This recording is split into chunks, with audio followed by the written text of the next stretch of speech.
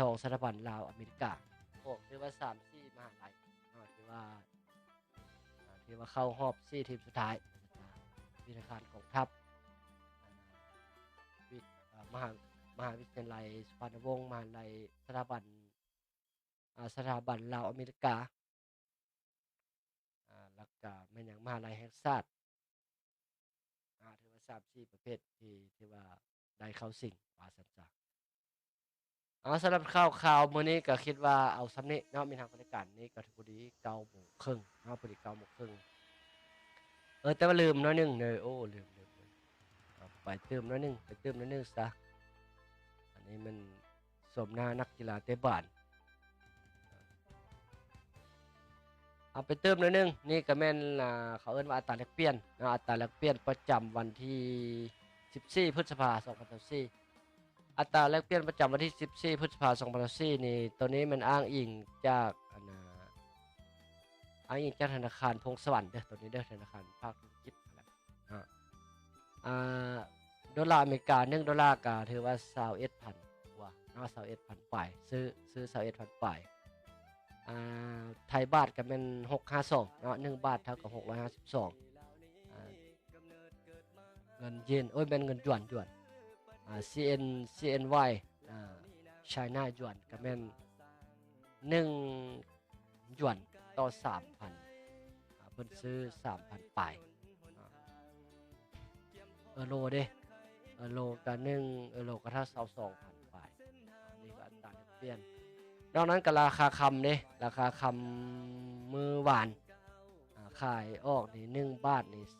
28,189,000มื้อนี้ก็ถือว่าราคาบ่เปลี่ยนแปลง1บาท28ล้านปลายราคาค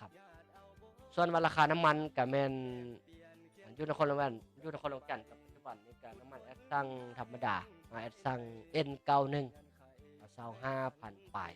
25,000ปลายฟังบ่ผิดกระส่วนก็แม่น20,000ปลาย20,000ปลายอันนี้อยู่อ้างอิงอยู่นครหลวงจันทน์เด้อพี่น้องกันเอาถือว่าทั้งหมดทั้งมวลแม่นรายการลาวสลาวประจำมื้อนี้เนาะประจำวันที่4พฤษภาคม2024ก่อนจากกันก็ฝากไว้ตื้มเนาะน้ำดื่มลงมาคำเป็นน้ำดื่มของคนลาวพี่น้องกันแต่ว่าได้มาตรฐาน ISO 22000จากต่างประเทศจากยุโรปฉะนั้นจังว่าทุกการผลิตถือว่ามีความสะอาดปลอดภัยห่วงใยใส่ใจสุขภาพของทุกท่านการดื่มน้ำดื่มที่มีความสะอาดปลอดภัยก็ดีต่อสุขภาพนะครับการดื่มน้ำนี่ถือว่าเฮาดื่มน้ำนี่หลายกว่ากินข้าวสัญชาติแต่ละมื้อนี่นะดื่มน้ำนี่เฮาดื่มได้ตลอดเนาะผู้ใหญ่เฮานี่ดื่มได้ฮอด2ลิตรขึ้นไปก็ดีต่อสุขภาพผิวพรรณก็สิเต่งตึงมีน้ำมีนวลบ่เหี่ยวบ่แห้งว่าซั่นจ้ะดื่มน้ำน้อยแล้วก็เลือดลมก็สิฟืดๆเครื่องๆว่าซั่นจ้ะดื่มน้ำหลายเด้กันเลือดลมก็สิไหลเวียนดีสภาพร่างกายอุดมสมบูรณ์ดีหน้าตาก็สิเต่งตึงสำคัญเลือกน้ำดื่มที่มีความสะอาดปลอดภัยเพื่อสุขภาพได้เป็นทางการฉะนั้นการน้ำดื่มเราคำฝากไว้เป็นทางการน้ำดื่มของคนลาวเพื่อสังคมลาว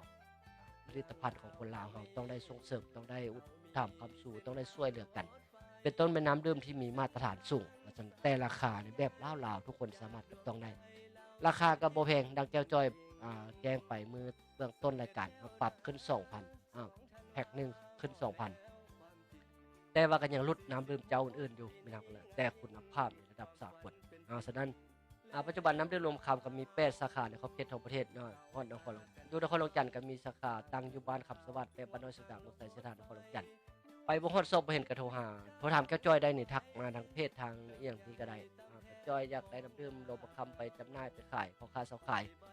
ในนครหลวงจันทน์ก็ถือว่ายังบ่ทันมีทุกเมืองเนาะเดี๋ยวนี้ปัจจุบันนี้ก็มีแต่ตัวแทนจำหน่ายก็สิมีอยู่2บริษัท2เจ้าอยู่นครหลวงจันทน์เจ้านึงก็อยู่ทางเมืองหาดไซฟองเจ้านึงก็อยู่ทางเมืองไซธานีเนาะทางเมืองไซเซตเมืองอีหยังเมืองศรีสัตนาคเมืองศรีโคตะบองนาไซทองหาดไซฟองเมืองสังทองปากงึมก็ถือยังบ่ทันมีนอกนั้นก็ทางภาคเหนือก็ยังบ่ทันมีนะครับเพิ่นกันตัวแทนจำหน่ายฉะนั้นก็อยากเป็นตัวแทนจำหน่ายน้ำดื่มหลวงคำก็สามารถติดต่อพ่อพันธุ์ไปโดยกงไปทางโรงงานพุ่นได้ทางสวรรค์เขต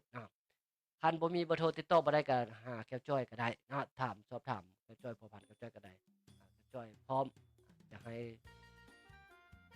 ปรึกษาเรื่องน้ำดื่ม เช่นอะไรจะได้เป็นตัวแทนเช่นใดจะได้เอามาจำหน่ายมาขายมีทางบริการสามารถปรึกษาได้สำหรับมื้อนี้เขาบอกขอบใจมีทางบริการที่ติดตามรายการก่อนจากกันเบิ่งมีทางบริการผู้ยังเหลือรับชมรายการมีซันนี่รับชมแล้วก็มีสอนLS เขาบอกขอบใจทุกเสียงทุกสายที่ทักทายสบายดีเข้ามาทุกท่านที่เบิ่งรายการกระจ้อยขอให้นอนรับฝันดีสำหรับในแก้วจอยพอดีงานลานี่ทางเป็นรายการก่อนพบกันใหม่ในมื้อหน้าสำหรับวันนี้ขอให้ทุกท่านนอนรับฝันดีราตรีสวัสดิ์ Thank you for watching and see you next time ใจเจียนบายบายเช่นกัน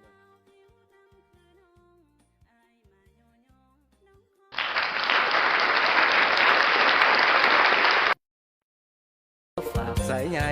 กับน้องได้